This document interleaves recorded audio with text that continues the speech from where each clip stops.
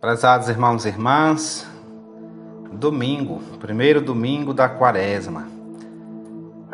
Palavra certa na hora certa. A primeira leitura do livro do Deuteronômio, capítulo 26, de 4 a 10. O salmo é o 90.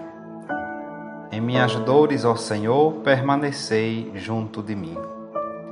A segunda leitura é da carta de São Paulo aos Romanos, capítulo 10, de 8 a 13. O Santo Evangelho segundo São Lucas 4, de 1 a 13.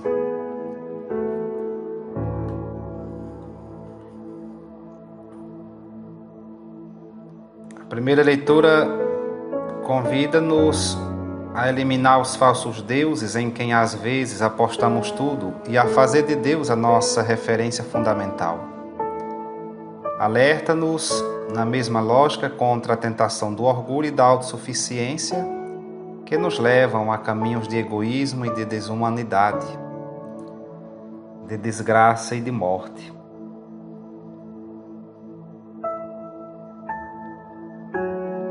Na mente dos fiéis está a memória da história da salvação. O povo é muito grato. Oferece a Deus as primícias dos frutos.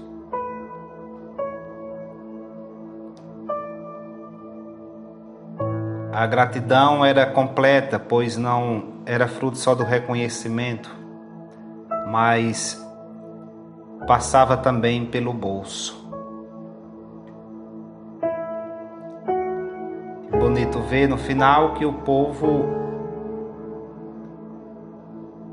tinha uma fé tamanha que o levava a adorar, a professar e a agir partilhando os bens. Assim reconheciam que nada era seu, tudo era de Deus. E deve ser assim hoje, mais ainda. De fato, é uma das tentações frequentes na vida do homem moderno é colocar a sua vida, a sua esperança e a sua segurança nas mãos dos falsos deuses. O dinheiro, o poder, o êxito social, o profissional, a ciência ou a técnica, os partidos, os líderes e as ideologias com frequência ocupam o lugar de Deus nas nossas vidas. Na segunda leitura somos convidados a refletir sobre a salvação como dom de Deus. No texto anterior a este, São Paulo já tinha criticado o orgulho e a autossuficiência dos judeus que pensavam chegar à salvação à custa das obras que praticavam. Se cumprissem as obras da lei, Deus não teria outro remédio senão salvá-los. Na perspectiva de São Paulo, a salvação não é uma conquista humana, mas um dom gratuito de Deus que, na sua bondade, justifica o homem. Isso significa que a salvação não é uma conquista nossa, mas um dom gratuito de Deus. É preciso, pois, converter-se a Jesus, ou seja, é reconhecer Jesus como o Senhor e acolher no coração a salvação que em Jesus Deus nos propõe. O Santo Evangelho é uma catequese sobre as opções de Jesus. São Lucas aqui está afirmando que Jesus recusou radicalmente um caminho de materialismo, de poder, de êxito fácil, pois o plano de Deus não passava pelo egoísmo, mas pela partilha. Não pelo autoritarismo, mas pelo serviço. Não por manifestações espetaculares que impressionam as massas, mas por uma proposta de vida plena apresentada com simplicidade e amor. E é este o caminho sugerido aos que seguem Jesus.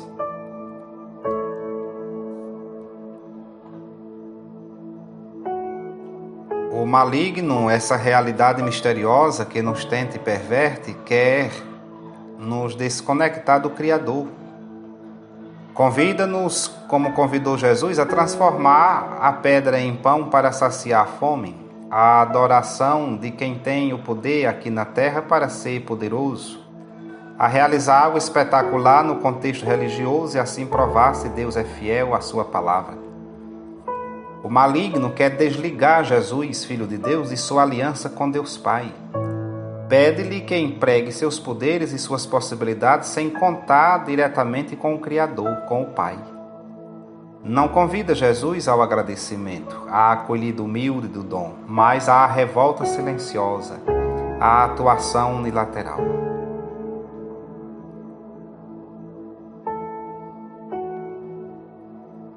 O agradecimento de Jesus é total, sua fidelidade à aliança é perfeita. As meditações de Santo Afonso Maria de Ligório para o primeiro domingo da Quaresma. Jesus no deserto e as tentações das almas escolhidas. Meu irmão, se o Senhor permite que sejas tentado, não desanimes, porquanto vê nisso um sinal de que Ele te ama e te quer fazer mais semelhante a Jesus Cristo, que, como refere o Evangelho de hoje, foi também tentado. Esforça-te, porém, a exemplo do próprio Redentor, por empregar todos os meios para seres vencedor. Especialmente refreia as tuas pequenas paixões desordenadas, mortificando-as pela penitência, e recorre sempre a Deus pela oração contínua.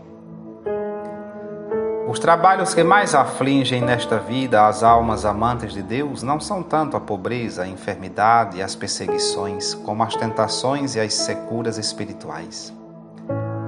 Quando a alma goza da amorosa presença de Deus, todas as tribulações, em vez de a afligirem, mais a consolam, fornecendo-lhe a ocasião para oferecer a Deus algum penhor de seu amor. Mas vê-se pela tentação em perigo de perder a graça divina e temer na secura que já a perdeu. É isso uma pena demasiado amarga para quem ama deveras a Deus. Observemos, porém, que é esta a sorte comum das almas santas. Porque eras aceito de Deus, por isso foi necessário que a tentação te provasse. Quem foi mais santo do que Jesus Cristo? Todavia, ele foi levado pelo Espírito ao deserto para ser tentado pelo diabo. Em primeiro lugar, foi tentado de gula, porque tendo jejuado 40 dias e 40 noites, teve fome. E chegando-se a ele, o tentador disse: Se és filho de Deus, dize que estas pedras se convertam em pães. Depois foi tentado de presunção, porque o diabo transportou à cidade santa e o pôs sobre o pináculo do templo e lhe disse: Se és filho de Deus, lança-te daqui abaixo, porque está escrito: Recomendou-te aos seus anjos e eles te levarão nas palmas das mãos, a fim de que nem sequer tropeces numa pedra.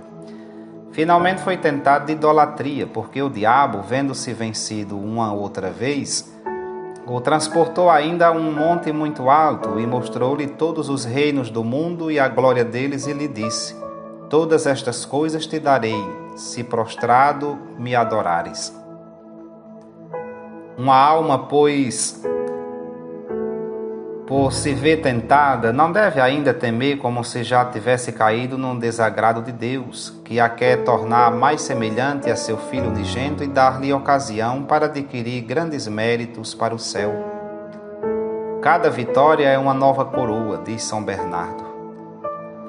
Os meios de que nos devemos servir para vencer as tentações são os mesmos que nosso Divino Redentor nos ensina com o seu exemplo no Evangelho de hoje. Jesus jejuou 40 dias para vencermos todas as tentações, e em particular dos sentidos. É necessário que nós também, especialmente neste tempo de Quaresma, mortifiquemos a carne pelo jejum, pela penitência e pelo recolhimento, e que ao mesmo tempo avigoremos o espírito com meditações e orações, porque não só de pão vive o homem, mas de toda a palavra que sai da boca de Deus. Não tentarás ao Senhor teu Deus. Para vencermos as tentações, devemos, em segundo lugar, evitar as ocasiões de pecado. Aqueles que se expõem involuntariamente aos perigos e não pretendem cair, tentam Deus para fazer milagres. A custódia dos anjos de São Bernardo é prometida a quem caminha nos caminhos de Deus, e não àquele que se expõe voluntariamente ao perigo de cair no abismo. Finalmente, o terceiro meio para sairmos vencedores consiste em expulsarmos o demônio inteiramente de nossa alma e em estarmos resolvidos a adorar a Deus nosso Senhor e servi-lo a Ele só. Oh, quantos há que não cuidam em refrear suas paixões nascentes e que imaginam poder servir a dois senhores, mas depois, ao primeiro assalto mais forte de qualquer tentação, acabam por cair e perder-se eternamente. Ó meu amabilíssimo Jesus, vejo que no passado caí e recaí tão miseravelmente porque me descuidei de imitar os vossos divinos exemplos. Arrependo-me de todo o coração, peço-vos perdão e prometo que para o futuro serei mais cuidadoso. Mas fortalecei a minha fraqueza. Eu vos peço pela mortificação que praticastes, abstendo-vos por 40 dias de toda alimentação e pela humildade que mostrastes, permitindo ao demônio que vos tentasse como a qualquer outro filho de Adão. Ó Deus, que purificais a vossa igreja com a anual abstinência quaresmal, concedei à vossa família que com boas obras execute o que de vós deseja obter com a sua obediência. Doce coração de Maria, sede minha salvação. Louvado seja nosso Senhor Jesus Cristo, para sempre seja louvado.